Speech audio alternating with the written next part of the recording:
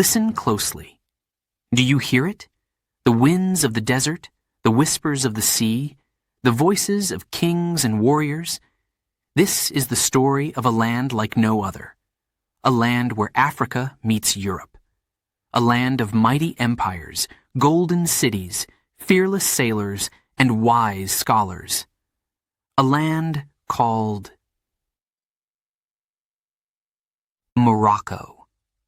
For centuries, Morocco stood as a giant of Africa. Its power stretched across deserts, mountains, and oceans.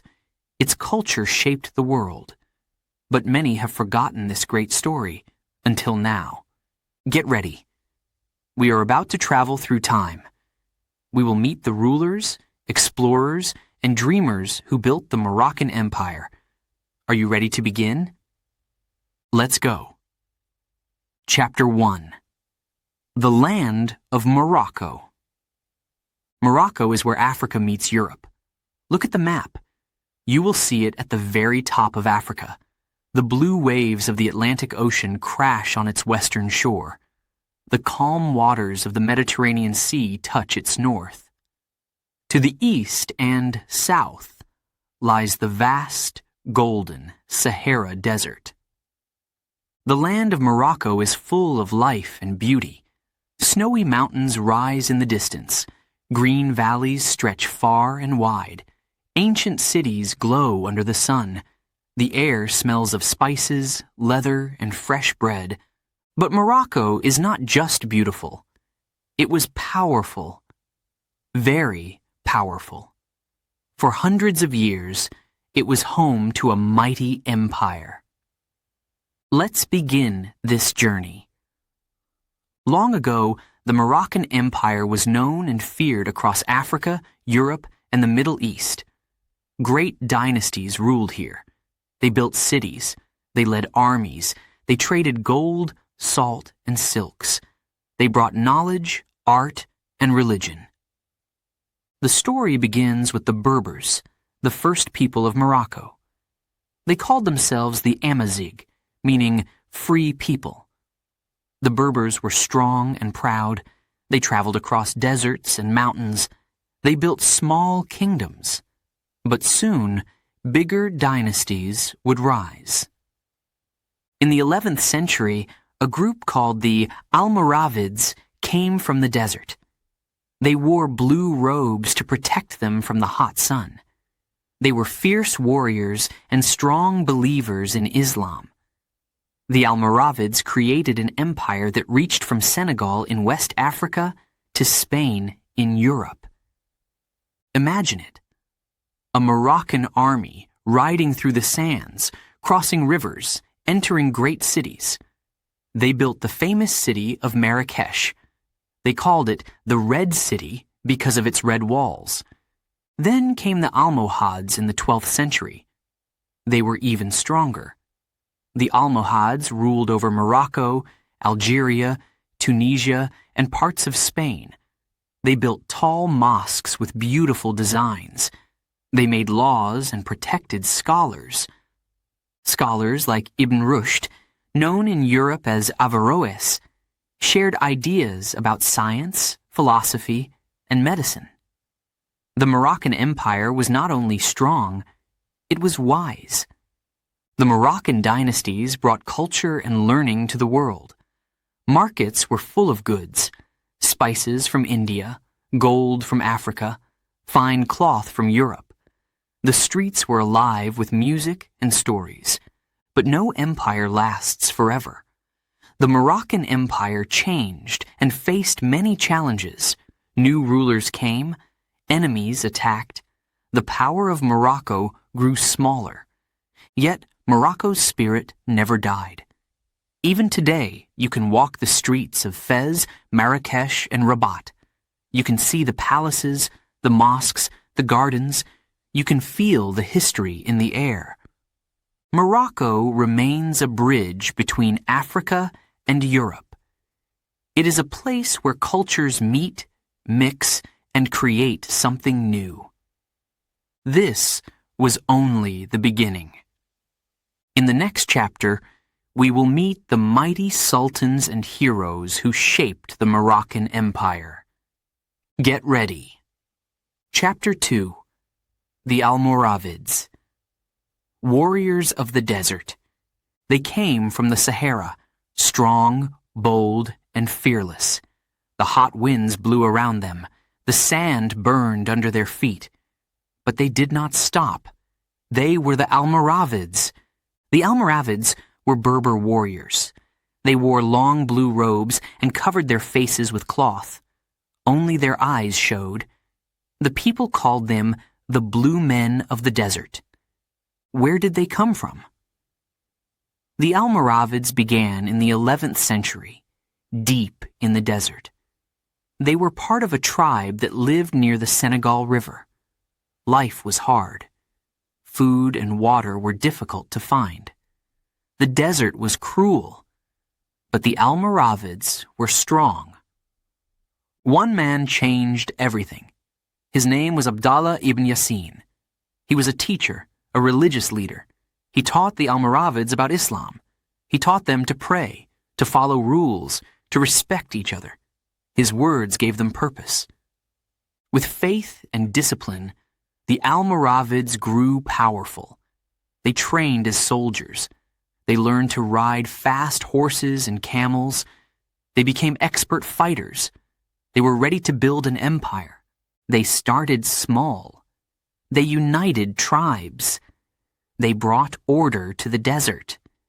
Then they moved north. City after city fell under their control. The Almoravids took over the great city of Sijilmassa, a rich trading city. Then they marched into the heart of Morocco. In 1062, they founded a new city, Marrakesh. Can you hear the sound of the hammers, the voices of builders, the calls of traders? Marrakesh became the center of the Almoravid Empire. Its walls were red. Its streets were full of life. But the Almoravids did not stop in Morocco.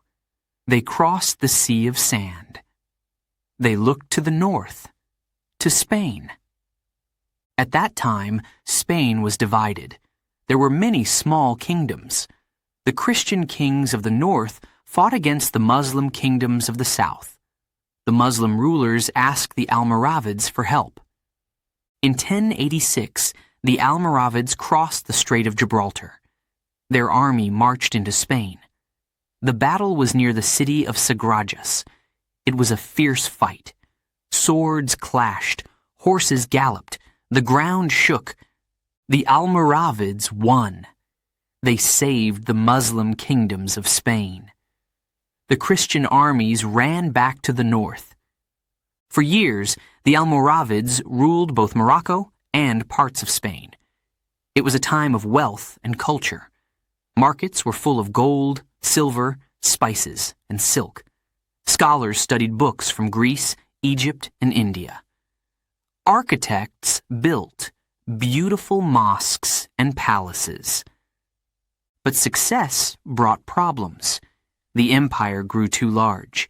It became difficult to control. New enemies appeared. One group, the Almohads, rose up and fought against the Almoravids. By the mid-12th century, the Almoravid Empire fell. Their time had ended. Yet the story of the Almoravids still inspires us today. They showed courage in the face of the desert. They built the first Moroccan empire. They crossed 2 continents and made history. Walk the streets of Marrakesh today. Look at the red walls. Visit the old mosques. The spirit of the Almoravids lives on. In the next chapter, we will meet the Almohads, a new force, even stronger, ready to take Morocco to greater heights. Chapter 3. The Almohads, builders of empire. The Almoravids were gone, but Morocco's story was far from over. A new power was rising, stronger, wiser, more ambitious. They were the Almohads. The Almohads began in the high Atlas Mountains. The cold winds blew across the peaks. The people there were tough and proud. They followed a leader named Ibn Tumart. He was not a king or a warrior. He was a teacher, a man of faith. Ibn Tumart believed the people had lost their way. He wanted to bring them back to true Islam. His followers called themselves Almohads, meaning the ones who believe in one God. The Almohads grew in number. They trained hard. They prepared for battle. They had one dream: to unite Morocco and build a better world. In 1147, the Almohads marched on Marrakesh. The city was full of red walls and busy markets, but the Almoravid rulers were weak. The Almohads attacked. The battle was fierce. At last, the Almohads won. The Almohads now ruled Morocco, but they did not stop there. They crossed into Algeria, Tunisia, and Libya. Then they looked north, to Spain. At that time, Muslim kingdoms in Spain were weak. Christian armies from the north were taking city after city. The Muslim rulers needed help. The Almohads answered the call. In 1295, the Almohads crossed the sea and marched into Spain. Their army met the Christians at the Battle of Alarcos. The ground shook with the sound of horses and swords. The air filled with dust and cries of battle. The Almohads won a great victory. For a time, Muslim Spain was safe. This was the golden moment of the Moroccan Empire. The Almohads ruled a huge empire. From the Atlantic Ocean to Libya, from the Sahara Desert to Spain. But the Almohads were not just warriors. They were builders. They were thinkers. They wanted to create a land of beauty and knowledge. In Marrakesh, they built the great Koutoubia Mosque. Its tall tower reached toward the sky. The people called it the Mosque of the Booksellers because bookshops filled the streets around it. In Rabat, they started to build the Hassan Tower. It was meant to be the tallest minaret in the world. Even today, the unfinished tower stands as a memory of their dreams. The Almohads also built strong walls around cities. They made roads and bridges. They brought fresh water to towns through clever canals. The empire was rich. Markets were full of goods: gold from Africa, silk from China, spices from India, and wool from Europe. The Almohads loved learning. They invited scholars to study math, astronomy, medicine, and law. One famous thinker was Ibn Rushd, known in Europe as Averroes. His books about philosophy and science were read across the world. But even great empires face problems. The Almohads had many enemies. The Christian kingdoms of Spain grew stronger. Other Muslim groups wanted power. In 1212, the Almohads faced a terrible defeat at the Battle of Las Navas de Tolosa. Their army was crushed. Slowly, they lost control of Spain. Rebellions started in North Africa. By the mid-13th century, the Almohad Empire was gone. Yet their legacy remained. They had united lands and people. They had built cities and mosques. They had shared knowledge and culture. Today, when you walk in Marrakesh or Rabat, you can still see their work. You can stand by the walls they built. You can look up at the Koutoubia Mosque or the Hassan Tower. You can feel the greatness of the Almohads. The Moroccan Empire had more stories to tell. In the next chapter, we will meet the powerful sultans of the Saadian dynasty. Get ready for adventure, gold, and glory. Let's go. Chapter 4. The Marinids, A golden age of art and learning. The mighty Almohads were gone, but the story of Morocco was not over. A new dynasty rose from the shadows. They were the Marinids. The Marinids were Berber warriors. They came from the plains and mountains of Morocco. They were brave, clever, and ready to lead. In the 13th century, the Marinids captured the great city of Fez. From there, they ruled a powerful kingdom. But they were different from past rulers. The Marinids loved knowledge. They loved beauty.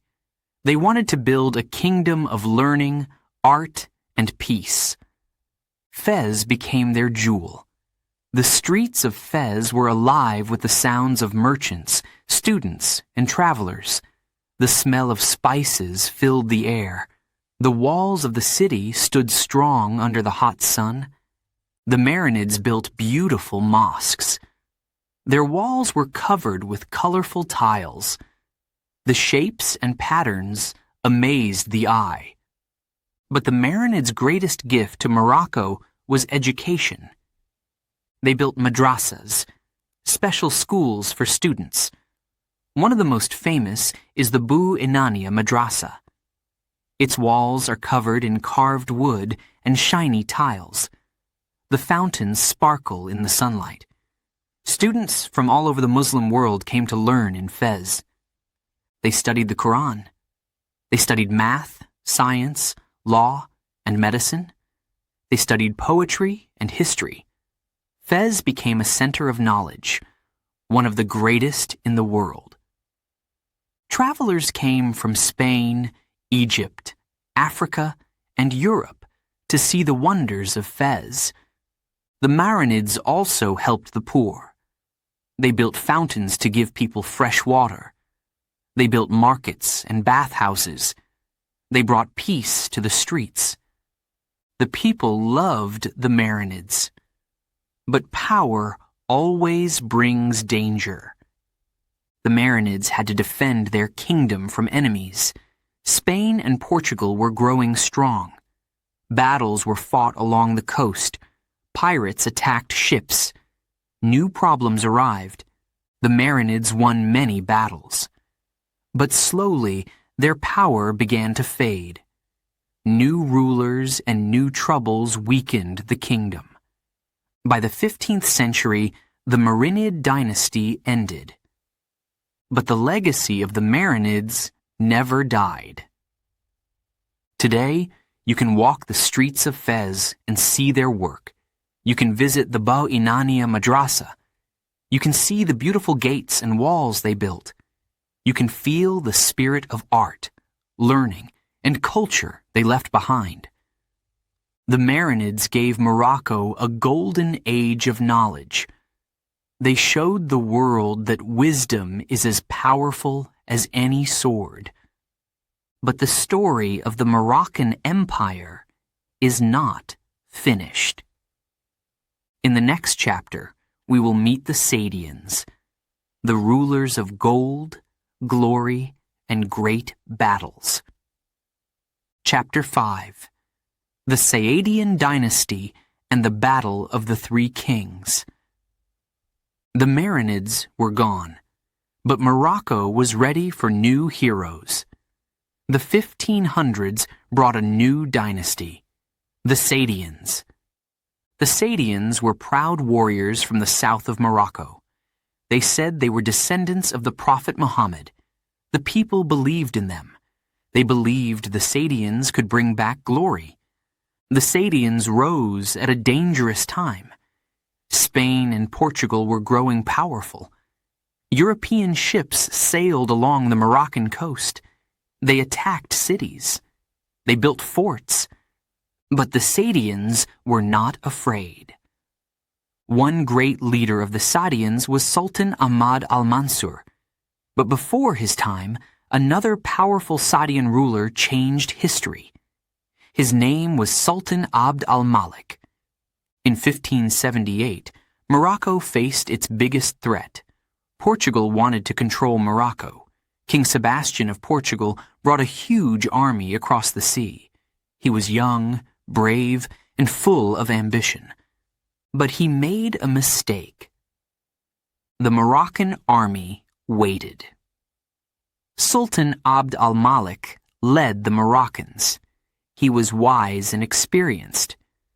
The two armies met near the town of Qasr el-Kabir. It was hot. The ground was dry and dusty. Both sides were ready to fight. This moment became famous as the Battle of the Three Kings. Why the name? 3 kings would lead, and 3 kings would fall. The Portuguese army was large. They had knights, horses, and cannons. The Moroccans had strong warriors, archers, and clever tactics. The battle began. Swords clashed. Horses charged. The noise was loud and terrifying. The sky turned dark with dust. Men shouted and flags waved. But the Moroccans stayed calm. They surrounded the Portuguese forces. A surprise happened. Sultan Abd al-Malik died during the battle. Some say he was sick. Some say he was poisoned. But he had trained his army well. The Moroccans kept fighting. The Portuguese king, Sebastian, also died in the chaos. A third king, the former Moroccan ruler al-Mutawakkil, who had helped the Portuguese, also died. 3 kings, all gone. The Moroccans won a huge victory. The Portuguese army was destroyed. Thousands of soldiers were taken prisoner. It was one of the greatest victories in African history. The news shocked Europe. Portugal never tried to conquer Morocco again. After the battle, Ahmad al-Mansur became sultan. He was called al-Mansur the Victorious. Under his rule, Morocco became rich and powerful again. Ahmad al-Mansur built the famous El Badi Palace in Marrakesh. It had gold, marble, fountains, and gardens. Visitors said it looked like paradise. The Saadians traded gold, salt, sugar, and spices. They also sent an army deep into Africa to conquer Timbuktu and Gao. These were rich cities of learning and trade. The Saadian Empire reached its greatest size under Ahmad al-Mansur. But after his death in 1603, the Saadians began to weaken. Family fights and outside enemies made the kingdom smaller and weaker. By the end of the 1600s, the Saadian dynasty was gone. Yet, the memory of the Saadians remains strong. The El Badi Palace, now in ruins, still stands in Marrakesh. The Saadian tombs, hidden for centuries, show the beauty of their art and love for their people. The Battle of the Three Kings showed the world the strength and courage of Morocco. But the story of Morocco's empire was not yet over. In the next chapter, we will meet the Alawites. They still rule Morocco today. Are you ready? Let's continue. Chapter 6. Morocco and Al-Andalus, the shared history. The waves crash between Morocco and Spain. The sea separates them, but history connects them. For centuries, Morocco and Al-Andalus were like two brothers with one heart. What is Al-Andalus? Long ago, Al-Andalus was the name of Muslim Spain. In the year 711, Muslim armies crossed the sea from North Africa into Spain. They were led by a brave Berber general named Tariq ibn Ziyad. He and his soldiers climbed the great rock, now called Gibraltar. Jabal Tariq, meaning Mountain of Tariq. In a short time, the Muslims controlled much of Spain. Al-Andalus was born. Morocco and Al-Andalus became close. People, ideas, and goods moved back and forth across the sea. Traders sailed with gold, silk, spices, and books. Teachers shared knowledge. Poets and musicians traveled between the cities. The people of Morocco and Al-Andalus spoke different languages. They had different foods and clothes, but they shared a love for art, learning, and faith. The cities of Al-Andalus were full of wonders. Córdoba had streets lit by lamps. Granada had the Alhambra Palace, with walls covered in beautiful designs. Seville had tall towers and busy markets. Moroccan dynasties played a big role in Al-Andalus. The Almoravids and Almohads, strong rulers from Morocco, crossed the sea to help the Muslim kingdoms of Spain. They fought battles to protect Al-Andalus from the Christian kingdoms of the north. Together, Morocco and Al-Andalus created a golden age of knowledge and culture. Scholars studied math, astronomy, medicine, and philosophy. One of the most famous was Ibn Rushd, Averroes from Córdoba. His ideas were later read in Europe and changed the world. Artists made beautiful tiles, carved wood, and colorful fabrics. Musicians played soft music in the royal courts. Poets wrote about love, nature, and life. The connection was strong, but not forever.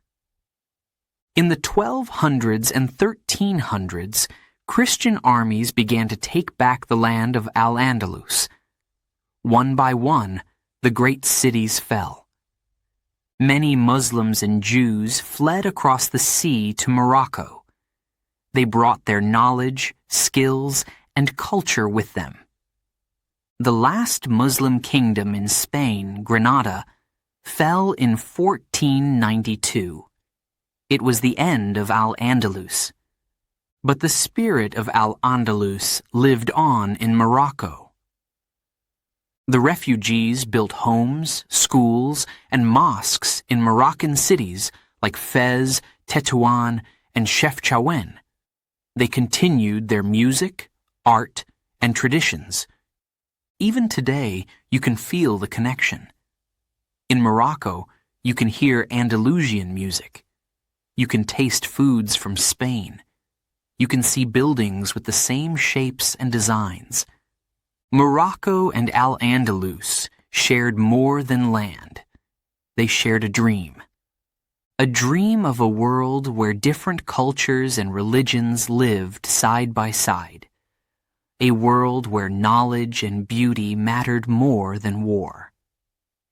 This shared history made Morocco richer, stronger, and more unique. The Moroccan Empire stood tall, but its story was not finished. In the next chapter, we will meet the Alawite dynasty, the rulers of modern Morocco. Are you ready? Let's go on. Chapter 7. The Alawite Dynasty, the Strength of Royal Blood. The great dynasties of Morocco had come and gone, but the story was not over. A new family rose to power in the 1600s. They were the Alawites. The Alawites came from the south of Morocco, near the oasis city of Tafilalt. The people believed they were special. They believed the Alawites were descendants of the Prophet Muhammad. This gave them great respect. The people wanted a strong leader. The country had suffered years of wars and chaos. Cities were poor. Roads were unsafe. Enemies waited at the borders. The Alawites brought hope. In 1666, Moulay al-Rashid became the first Alawite Sultan of all Morocco. He was brave, smart, and fair. He united the country. He brought back order and peace. After him, his brother Moulay Ismail became sultan. Moulay Ismail ruled for 55 years.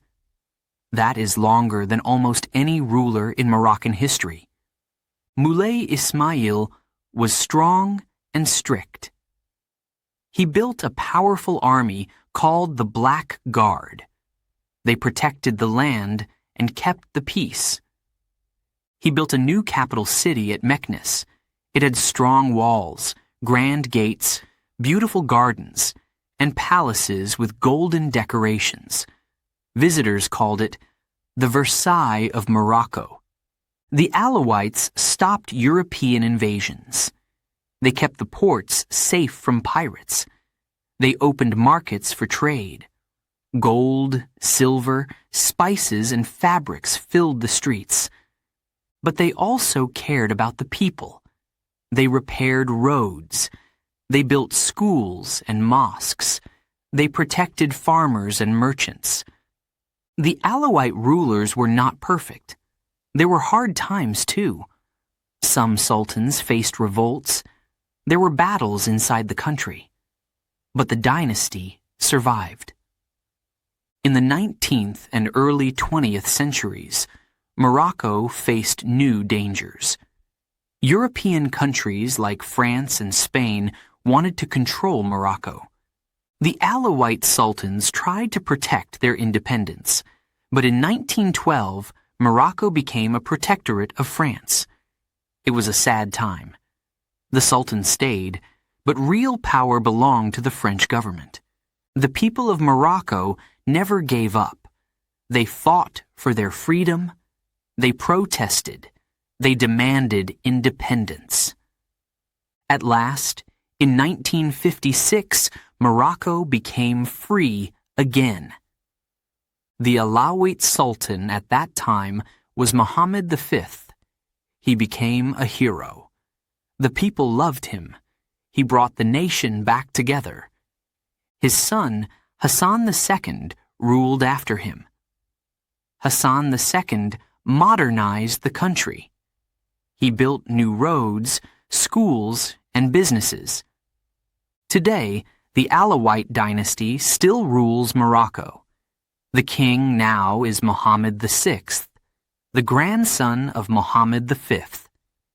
King Mohammed VI works to improve the lives of Moroccans. He has built hospitals and schools. He supports women's rights. He works to protect the environment. The Alawite dynasty has lasted for over 350 years. It has given Morocco peace, strength, and stability. Walk the streets of Meknes or visit the royal palace in Rabat. You can feel the power and history of the Alawites. The Moroccan Empire may have changed, but its heart still beats strong. The story of Morocco is a story of courage, wisdom, and beauty. Thank you for joining this journey through time. Morocco, the forgotten giant of Africa, will never be forgotten again. Chapter 8: Morocco and the Sea, Pirates and Trade Power. The mountains stood tall, the desert stretched wide. But Morocco's power also came from the sea. For centuries, Moroccan ships ruled the waves. They sailed the blue waters of the Atlantic Ocean and the Mediterranean Sea. The Moroccan coast was full of busy ports. Cities like Tangier, Rabat, and Saleh were centers of trade and adventure. Merchants loaded their ships with goods: gold, spices, silk, wool, sugar, and salt.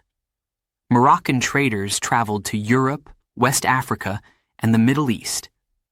They brought back rare treasures: fine fabrics from Italy, silver from Spain, spices from India, books and ideas from the Muslim world.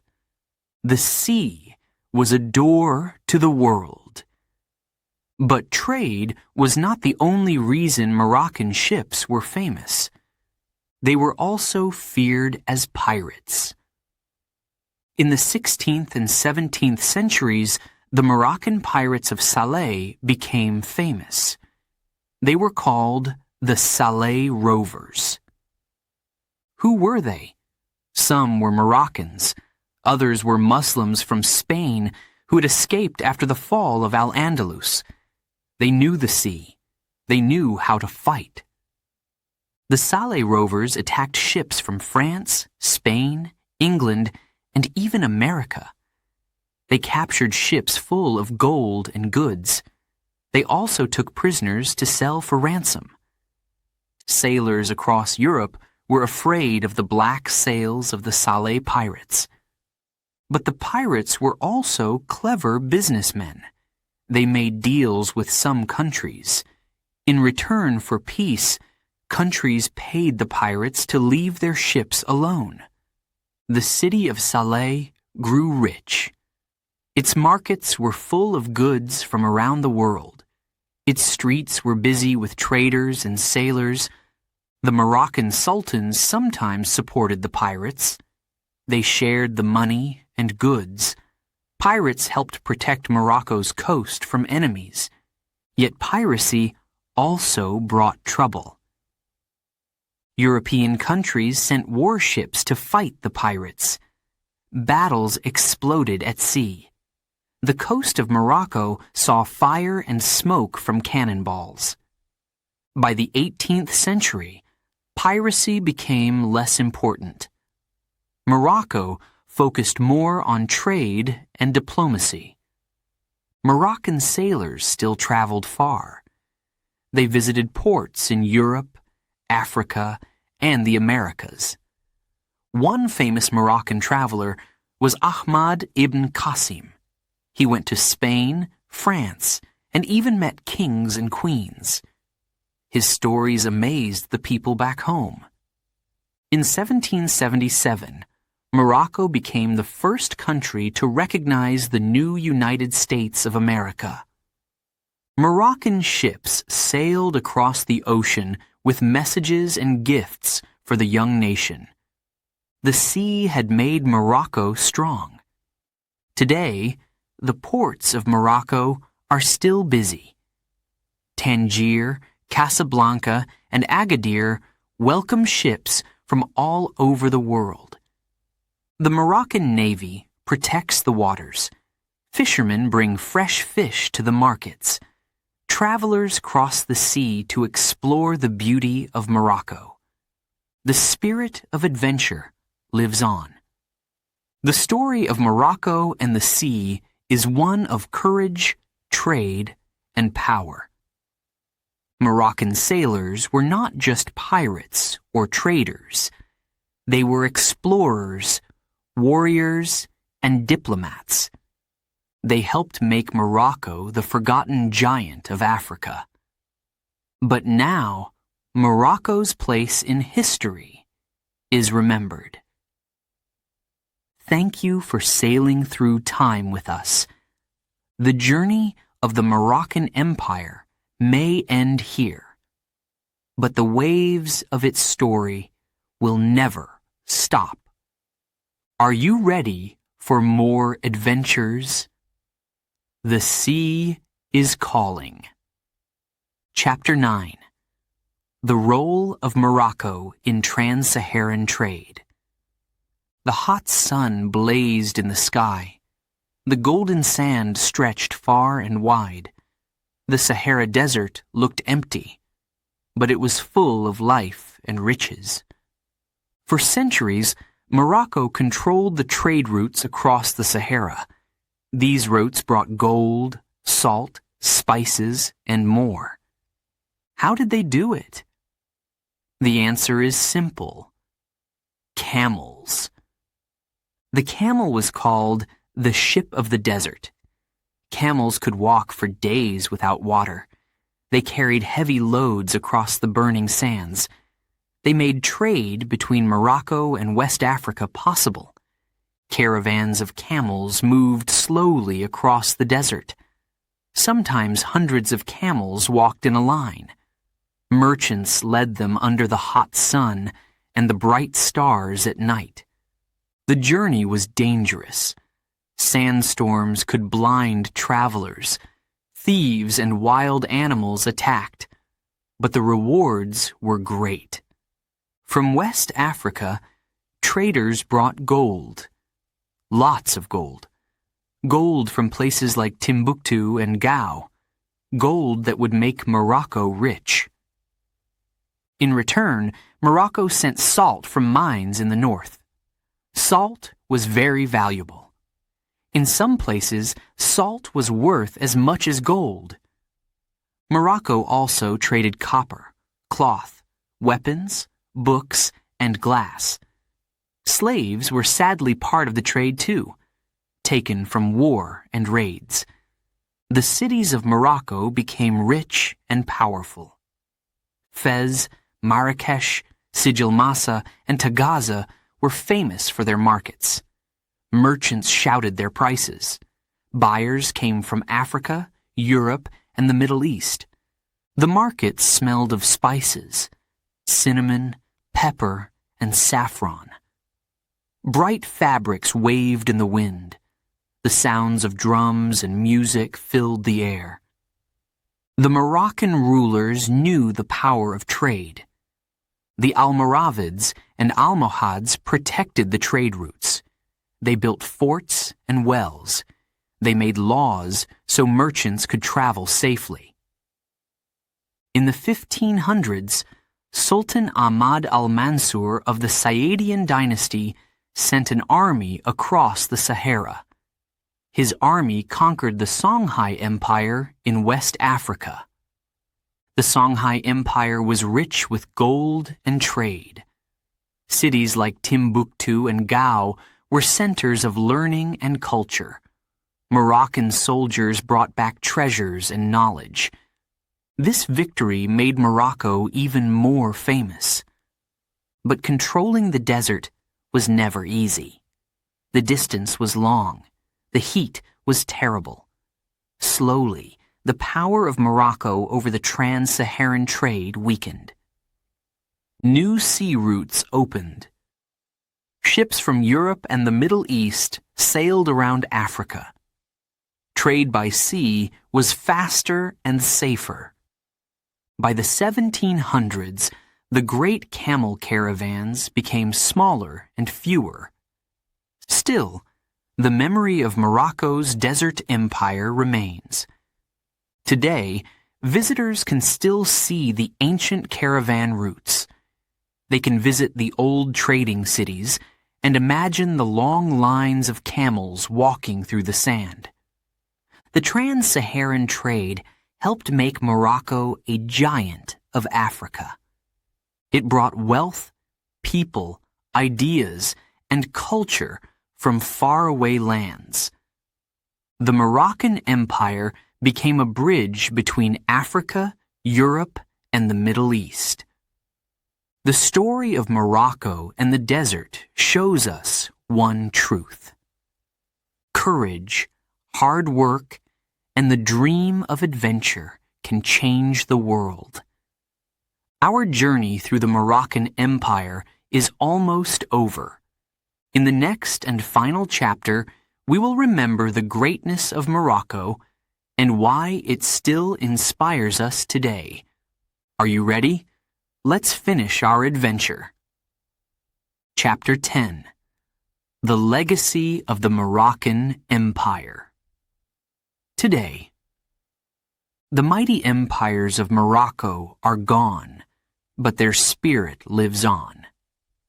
Today, Morocco still shines as a land of culture, beauty, and pride.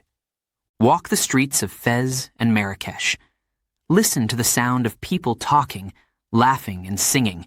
Smell the spices in the markets, cinnamon, saffron, and mint. See the bright colors of fabrics, rugs, and pottery. Morocco is alive. The great cities of the past still stand. the walls of Rabat, the red towers of Marrakesh, the blue streets of Chefchaouen. They tell the story of a land that never stopped dreaming. The Moroccan people are proud of their history. They remember the Almoravids, who built empires from the desert. They remember the Almohads, who filled cities with learning and beauty. They remember the Marinids, the Sadians, and the Alawites, who brought strength and unity. The Moroccan Empire may not rule lands far away anymore. But Morocco still plays an important role. It stands as a bridge between Africa and Europe. Ships sail to and from Morocco's ports. Planes bring visitors from around the world. People come to see the wonders of the past and the beauty of today. Morocco welcomes them all. Tourists visit the great mosques and palaces. They explore the old medinas and souks. They ride camels in the desert. They hike in the snowy Atlas Mountains. Morocco's culture mixes old and new. Ancient music plays beside modern songs. Old stories are told under the stars. Traditional food is served in restaurants and homes. Tagine, couscous, and sweet mint tea. Morocco is also a place of peace and hope. Its people speak many languages: Arabic, Berber, French, and Spanish. They come from different backgrounds and live together in respect. The King of Morocco, Mohammed VI, continues the work of the Alawite dynasty. He supports schools, hospitals, and jobs. He works to protect the environment and help people in need. Morocco is strong, proud, and looking to the future. It remembers its past empires, not with sadness, but with pride. The Moroccan Empire taught the world about courage, knowledge, and culture. The empire showed that power is not just armies and gold, but also art, ideas, and people working together. The winds of the Sahara still blow. The waves still crash against the shore. The stars still shine over the mountains and deserts of Morocco. The forgotten giant of Africa has found its place again, and its story will continue. Thank you for joining us on this journey through time. You have walked the sands of the Sahara. You have sailed with Moroccan pirates. You have stood in the grand cities of kings. This is Morocco. This is the legacy of the Moroccan Empire. The adventure never ends.